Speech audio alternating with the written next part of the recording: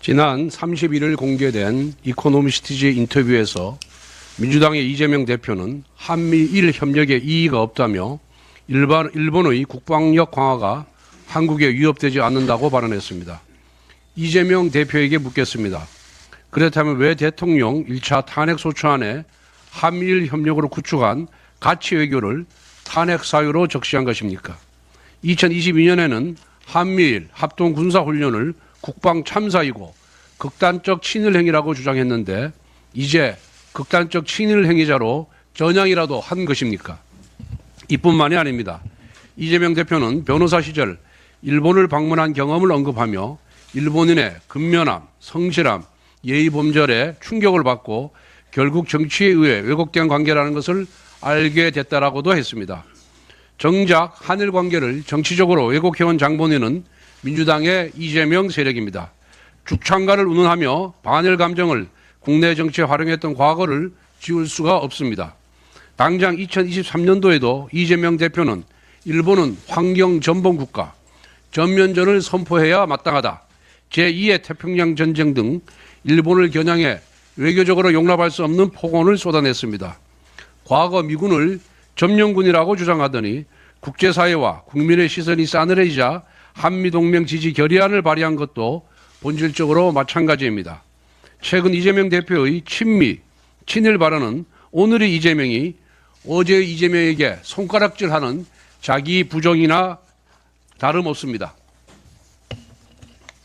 외교에서 신뢰는 일관된 원칙과 책임 있는 행동을 통해 형성되는 것입니다.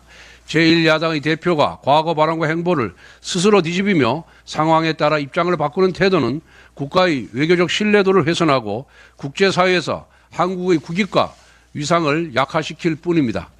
무엇보다 국제사회가 이재명 대표가 과거에 했던 말들을 모를 리 없을 뿐만 아니라 얕은 수를 간파하지 못할 리도 없습니다.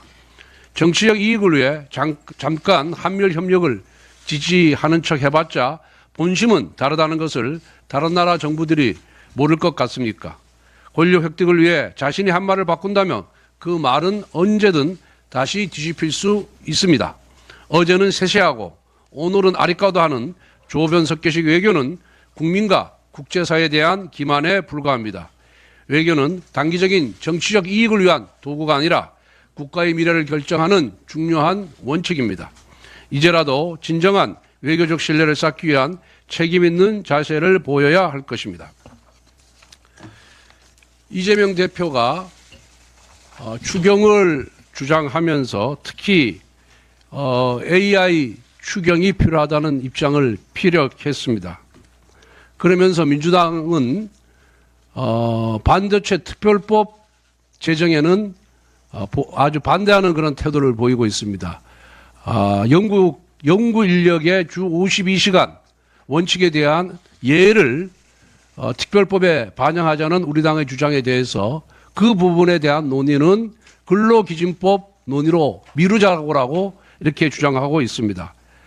과연 이재명 대표가 AI 중요성을, 그 반도체의 중요성을 인식하고 있는지 의심스럽습니다. 최근에 딥시크를 개발한 중국의 양원퐁을 비롯한 그 연구개발 인력이 과연 주 52시간 근로를 했는지 한번 물어봐 주시기 바랍니다.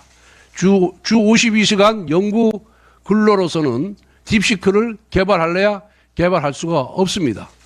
그러면서 주 52시간 연구 인력의 주 52시간 근로 원칙의 예를 허용하지 않으면서 중국의 딥시크 개발에 어떤 경각심을 느꼈다고 얘기하는 것 자체가 저는 모순이라고 생각을 합니다. 그렇기 때문에 반도체 특별법을 통과시키는 그런 모습을 보여야 이재명 대표의 진정성이 어느 정도 인정될 것이다, 이렇게 생각을 하고 있습니다. 조금 전에 비대위원장께서 말씀하셨다시피 40여 재판관이 임명되면은 9명의 헌법재판관 중에 4명이 우리법 연구회 출신입니다.